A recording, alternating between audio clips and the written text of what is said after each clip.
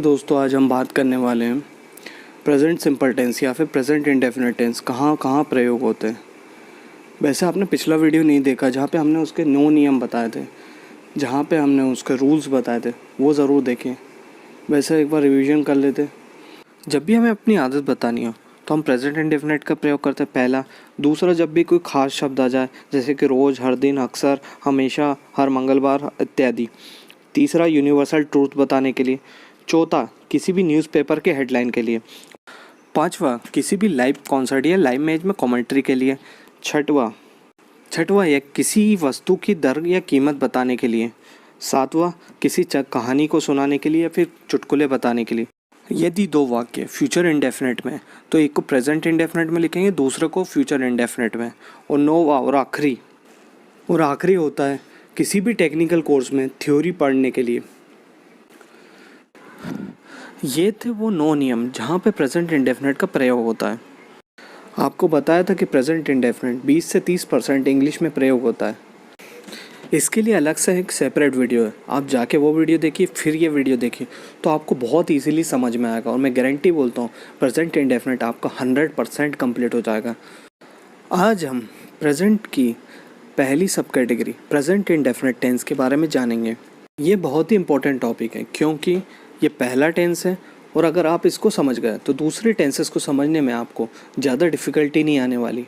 तो चलिए जानते हैं प्रेजेंट इंडेफिनिट या फिर प्रेजेंट सिंपल प्रेजेंट टेंस के बारे में। सबसे पहले जानते हैं प्रेजेंट इंडेफिनिट की पहचान क्या होती है।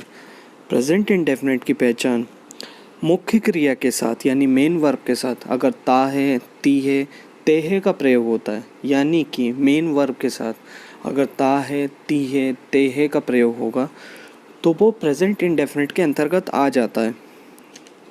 अगर सरल भाषा में कहा जाए, कोई भी सेंटेंस जिसमें सब्जेक्ट क्रिया कर रहा हो और उसके आखिरी में ता है, ती है, ते है का प्रयोग होता हो तो वो प्रेजेंट इंडेफिनिट के अंतर्गत आ जाता है या फिर प्रेजेंट इंडेफिनिट होता है।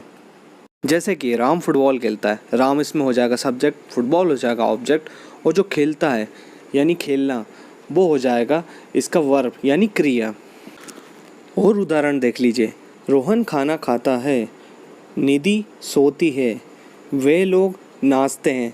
इन सभी के आगे ता है, ती है, ते है का प्रयोग किया गया है।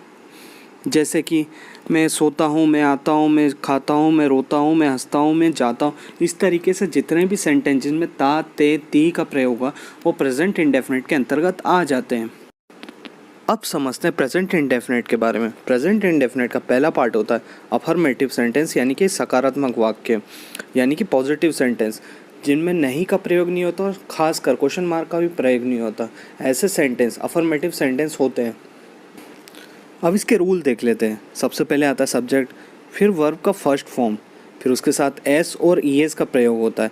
एस और ई एस का प्रयोग कहाँ होता है ये आपको पिछले वीडियो में मैंने बताया था, थर्ड पर्सन सिंगुलर सब्जेक्ट के साथ। जो कि आपको अगर एस और ई एस का फंडा समझना हो तो पुराने वीडियो में जाके आप देख सकते हैं, बहुत अच्छे से समझा, आपका 100% क्लियर हो जाएगा। फिर उसके बाद ऑब्जेक्ट, तो इसको बेसिकली रूल हो जाएगा सब्जेक्ट, वर्ब का फर्स्ट फॉर्म, उसके साथ एस और ई एस का प्रयोग, फिर ऑब्जेक्ट। अब देखिए first person, second person, third person क्या होते हैं। माना कि मैं आपसे राम के बारे में बात कर रहा हूँ, मैं कौन हो गया फर्स्ट पर्सन, आप कौन हो गए सेकंड पर्सन, और राम कौन हो गया थर्ड पर्सन। अब देखते हैं सिंगुलर और प्लूरल क्या होता है, एक वचन और बहुवचन क्या होते हैं। एक व्यक्ति है तो वो सिंगुलर हो जाएगा और अगर एक से ज़्यादा व्यक्ति हैं तो वो प्लूरल बन जाते हैं। अब फर्स्ट पर्सन, सेकंड पर्सन और थर्ड पर्सन सिंगुलर और प्लूरल वाला कॉन्सेप्ट समझते हैं। फर्स्ट पर्सन में आई सिंगुलर होगा, वी प्लूरल होगा। सेकंड पर्सन में सिंगुलर और प्लूरल में दोनों में यू का प्रयोग होगा। वैसे ही थर्ड पर्सन सिंगुलर में ही, शी, इट, राम, श्याम, सीता, गीता वगैरह वगैरह आ जाएगा, और प्लूरल में दे का प्रयोग होगा। थर्ड पर्सन सिंगुलर यानी कि ही, शी, इट, राम, श्याम, सीता, गीता के साथ ही एस और एस का प्रयोग होगा। बाकी जितने भी फर्स्ट पर्सन, सेकंड पर्सन और थर्ड पर्सन प्लूरल है सभी के साथ एस और एस का प्रयोग नहीं होगा। अब एस और एस देख लेते कहाँ प्रयोग होंगे। O, X, C H, S H, double S और डबल जी जो भी वर्ब के आखिरी में आएंगे उसमें ईएस का प्रयोग होगा, बाकी के साथ एस का प्रयोग होगा। इसको समझने के लिए आपको हमारा एस और ईएस वाला वीडियो देखना पड़ेगा। कोई भी सेंटेंस का बेसिक रूल होता है subject plus verb plus object. मैं पियानो बजाता हूँ, मैं इसमें हो जाएगा सब्जेक्ट, बजाना क्रिया हो जाती है यानी कि वर्ब हो जाएगा, और पियानो हो जाएगा इसमें ऑब्जेक्ट। पहला होगा आई प्ले द पियानो, फिर दूसरा सेंटेंस होगा यू प्ले द पियानो, तीसरा सेंटेंस होगा he plays the piano, she plays the piano, Ram plays the piano, फिर चौथा सेंटेंस होगा दे प्ले द पियानो, और फिर पांचवा सेंटेंस होगा वी प्ले द पियानो। आपने देखा होगा सिर्फ तीसरे सेंटेंस ही शी और राम के साथ ही प्लेस का प्रयोग हुआ, बाकी किसी के साथ नहीं हुआ, क्योंकि वो थर्ड पर्सन सिंगुलर है। अब कुछ बोलेंगे कि इसमें एस का ही क्यों प्रयोग हुआ, ईएस का क्यों नहीं प्रयोग होगा, प्ले के आगे ईएस भी तो लग सकता था ना, बट नहीं लगेगा। अब आप ही देखिए OX CH SH SS और ZZ या ZZ प्ले के आखिरी में आ रहा है क्या, प्ले के आखिरी में सिर्फ वाई आ रहा है, और जो कि एक कॉन्सोनेंट है जिसकी वजह से वहाँ पे एस का ही प्रयोग होगा। लो चलिए अब दूसरे एग्जांपल से समझते हैं। पहला सेंटेंस है आई गो टू मार्केट, दूसरा सेंटेंस होगा यू गो टू मार्केट, तीसरा सेंटेंस होगा he goes to market, she goes to market, Ram goes to market, चौथा सेंटेंस होगा दे गो टू मार्केट, और फिर पांचवा सेंटेंस होगा we go to market. He she और राम के सामने गोज़ का प्रयोग होगा क्योंकि वो थर्ड पर्सन और सिंगुलर है। अब ये समझिए एस का प्रयोग क्यों नहीं हुआ, ईएस का प्रयोग क्यों हुआ, क्योंकि OX CH SH SS और ZZ ये जिस भी वर्ब के आखिरी में आता है उस वर्ब के आखिरी में ईएस का प्रयोग होता है। जैसे कि गो का गोज़ हो गया, डू का डज हो गया। अब कुछ एग्जांपल से समझते हैं। आपके सामने बहुत सारे एग्जांपल आ चुके हैं। राम स्कूल जाता है, Ram goes to school, Ram क्या है सब्जेक्ट, कौन स्कूल जाता है राम, सब्जेक्ट कौन हुआ राम। राम एक सिंगुलर सब्जेक्ट है, वो अकेला जा रहा है। अगर राम के साथ ग्रुप जाता होता उसका तो वो सिंगुलर नहीं प्लूरल बन जाता, और प्लूरल यानी बहुवचन हो जाता तो एस और ईएस का प्रयोग नहीं होता, बट सिंगुलर है तो एस और ईएस का प्रयोग हुआ। इसीलिए Ram goes to school, Ram school जाता है, Ram goes to school, Ram हुआ सब्जेक्ट, गो हुआ वर्ब का फर्स्ट फॉर्म, उसके साथ ईएस का प्रयोग हो गया तो गोज़ बन गया, और फिर टू जो है वो प्रीपोजिशन है, और बाकी स्कूल जो हुआ वो ऑब्जेक्ट हो गया। इस तरीके से सेंटेंस मेकिंग होती है प्रेजेंट इंडेफिनिट में। अब दूसरा एग्जांपल देख लेते हैं। मैं पार्क में खेलता हूँ, I play in the park. मैं यानी आई क्या हुआ, थर्ड पर्सन सिंगुलर नहीं है, सो इसके आगे एस और ईएस का प्रयोग नहीं होगा। आई बेसिकली फर्स्ट पर्सन के लिए यूज़ होता है, और आई के साथ एस और ईएस का प्रयोग नहीं होगा। सो वर्ब का फर्स्ट फॉर्म ही लगेगा जो कि होगा प्ले। बाकी इन द पार्क ऑब्जेक्ट हो जाएगा, जो कि रेस्ट ऑफ जितना भी उसका बचा हुआ है वो सब ऑब्जेक्ट में आ जाएगा इन द पार्क। सो पूरा सेंटेंस हो जाएगा I play in the park. एक लास्ट सेंटेंस और देख लेते हैं। रोहन घर आता है, रोहन क्या है सिंगुलर है और फर्स्ट पर्सन नहीं है, थर्ड पर्सन है, सो उसके साथ एस और ईएस का प्रयोग होगा। सो सेंटेंस हो जाएगा रोहन कम्स होम। अब बात करते हैं नेगेटिव सेंटेंस। अब नेगेटिव सेंटेंस क्या होता है? नेगेटिव सेंटेंस बेसिकली नकारात्मक वाक्य होते हैं जिनमें नहीं का प्रयोग होता है, जो कि नकारात्मक होते हैं। नेगेटिव वाक्यों का रूल्स हो जाएगा सब्जेक्ट प्लस डज और डू का प्रयोग प्लस नॉट का प्रयोग प्लस वर्ब का first form plus object. Positive sentence की तरह ही है, बस इसमें एस और ईएस की जगह डू और डज का प्रयोग होगा। थर्ड पर्सन सिंगुलर के साथ डज का प्रयोग होगा, बाकी सबके साथ डू का प्रयोग होगा। थर्ड पर्सन कौन से? ही शी इट राम श्याम सीता गीता के साथ डज का प्रयोग होगा, बाकी सब के साथ डू का प्रयोग होना है। अब एग्जाम्पल की तरफ से देख लेते हैं। राम स्कूल नहीं जाता है। राम क्या है? थर्ड पर्सन सिंगुलर है, सो सेंटेंस में डज का प्रयोग होगा। Ram does not go to school. Negative वाक्य में हम एस और एस का प्रयोग नहीं करते, इसके बजाय हम डू डज का प्रयोग करते हैं। वैसे ही मैं पार्क में नहीं खेलता हूँ, मैं क्या हुआ, फर्स्ट पर्सन हुआ, सो फर्स्ट पर्सन के साथ डू का प्रयोग होगा। I do not play in the park. एक और वाक्य देख लीजिए, रोहन घर नहीं आता है, इसमें नहीं का प्रयोग है, मतलब नेगेटिव सेंटेंस है। इसका इंग्लिश होगा Rohan does not come home, क्योंकि रोहन थर्ड पर्सन और सिंगुलर है, इसकी वजह से डज का प्रयोग होगा। अब बात करते हैं इंट्रोगेटिव सेंटेंस यानी प्रश्नवाचक वाक्यों के बारे में। वैसे तो दो तरह के होते हैं, एक पॉजिटिव प्रश्नवाचक वाक्य होते हैं और एक नेगेटिव होते हैं। पहले पॉजिटिव प्रश्नवाचक वाक्यों के बारे में जान लेते हैं। उनका रूल क्या होता है। सबसे पहले आएगा WH फैमिली।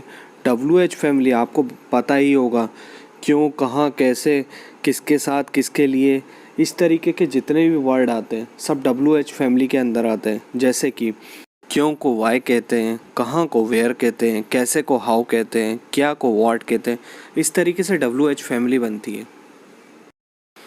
फिर करता है डू डस का प्रयोग। डस का प्रयोग आपको बताया ही था, डस का प्रयोग हमेशा थर्ड पर्सन सिंगुलर के साथ होगा, बाकी सबके साथ डू का प्रयोग होगा। फिर आता है सब्जेक्ट का प्रयोग और फिर वर्ब का फर्स्ट फॉर्म, फिर ऑब्जेक्ट। वैसे ही हमें इंट्रोगेटिव नेगेटिव यानी कि प्रश्नवाचक नकारात्मक वाक्य बनाना रहता है, तो WH फैमिली, फिर डू डस का प्रयोग, फिर सब्जेक्ट और फिर नॉट का प्रयोग होता है, और फिर वर्ब का फर्स्ट फॉर्म, फिर ऑब्जेक्ट। इंट्रोगेटिव सेंटेंस और इंट्रोगेटिव नेगेटिव सेंटेंस में बस इतना सा अंतर रहता है। जो इंट्रोगेटिव नेगेटिव होता है उसमें सब्जेक्ट के पास नॉट का प्रयोग होता है, बाकी सब सेम टू सेम रहता है। कभी कभी WH फैमिली का यूज़ होता है, कभी नहीं होता है। इंट्रोगेटिव जब भी हम क्वेश्चन पूछते हैं या तो दो प्रकार के होते हैं, एक नॉर्मल प्रकार का और एक होता है यस नो टाइप का। यस नो टाइप का बेसिकली क्या होता है, जब भी हम क्वेश्चन करते हैं तो उसका उत्तर होता है यस या फिर नो, हाँ या नहीं। जैसे कि क्या तुम्हें क्रिकेट पसंद है, इसका उत्तर हाँ या नहीं में होगा। क्या राम क्रिकेट खेलता है, इसका भी उत्तर हाँ या नहीं में होगा। क्या तुम्हारे बच्चे हैं, इसका भी उत्तर हाँ या नहीं में होगा। जब भी इस तरह के वाक्य आते हैं वहाँ पे WH फैमिली का प्रयोग नहीं होगा, डू और डज से क्वेश्चन स्टार्ट होगा। और जिन प्रश्नों का उत्तर यस और नो से भी कहीं ज़्यादा होते हैं वहाँ पे WH फैमिली का प्रयोग होता है। समझ में आया आपको। पहला सेंटेंस है क्या आप खेलते हो, दूसरा सेंटेंस है आप क्या खेलते हो। पहला सेंटेंस में क्या आप खेलते हो उसमें डू यू प्ले है, दूसरा सेंटेंस आप क्या खेलते हो उसमें व्हाट डू यू प्ले है। अब सोचिए ऐसा क्यों। पहले सेंटेंस में WH फैमिली का प्रयोग नहीं हुआ, बाकी दूसरे सेंटेंस में हुआ, क्योंकि क्या आप खेलते हो इसका उत्तर यस और नो में हो सकता है। बाकी जो दूसरा सेंटेंस है आप क्या खेलते हो, तो वो क्रिकेट, फुटबॉल कुछ भी हो सकता है, बट वो यस और नो नहीं है, इसलिए उस वाक्य में WH फैमिली के व्हाट का प्रयोग किया गया। बाकी आप पहले सेंटेंस को देखो, डू यू प्ले, क्या आप खेलते हो, तो इसका आंसर होगा हाँ मैं खेलता हूँ या नहीं खेलता हूँ, यस और नो में होगा, इसलिए वहाँ पे डू का प्रयोग किया गया। अब तीसरा सेंटेंस देखिए। तीसरा सेंटेंस है क्या राम स्कूल जाता है, does Ram go to school. Basically Ram है थर्ड पर्सन सिंगुलर, और जब भी थर्ड पर्सन सिंगुलर आता है तो उसमें डज का प्रयोग होता है, आपको पता ही है। और हाँ, डू डज का प्रयोग क्यों हुआ, क्योंकि राम स्कूल जाता है, इसका जवाब हाँ या नहीं में हो सकता है, दैट्स वाई डू और डज का प्रयोग हुआ है। अब बात करते हैं इंट्रोगेटिव नेगेटिव की। इंट्रोगेटिव नेगेटिव में मैंने आपको बताया था कि सब्जेक्ट के बाद नॉट का प्रयोग होता है। पहला सेंटेंस होगा क्या राम स्कूल नहीं जाता है, इसमें नहीं का प्रयोग हुआ और साथ में क्वेश्चन मार्क हुआ, तो इंट्रोगेटिव नेगेटिव है, तो उसका इंग्लिश ट्रांसलेशन हो जाएगा does Ram not go to school. Subject के बाद नॉट का प्रयोग हुआ, देखिए। वैसे ही क्या मैं पार्क में नहीं खेलता हूँ, do I not play in the park. क्या अमन घर नहीं आता है, does Aman not come home. वैसे ही राम स्कूल कब जाता है, when does Ram go to school. इसमें हाँ या नहीं से कहीं ज़्यादा उत्तर है, तो दैट्स वाई इसमें WH फैमिली का उपयोग किया गया, और राम थर्ड पर्सन सिंगुलर है जिसकी वजह से डज का प्रयोग हुआ है। एक और सेंटेंस देख लीजिए, मैं पार्क में क्यों खेलता हूँ। Why do I play in the park, इसमें मे आया यानी एक वचन है। वैसे ही अमन घर कैसे आता है, how does Aman come home, इसमें भी डज का प्रयोग हुआ क्योंकि अमन थर्ड पर्सन सिंगुलर है। धन्यवाद दोस्तों, हमारा प्रेजेंट इंडेफिनिट कंप्लीट हुआ। अब हम पढ़ेंगे अगले वीडियो में प्रेजेंट कंटिन्यूअस के बारे में। जब तक के लिए आप अपना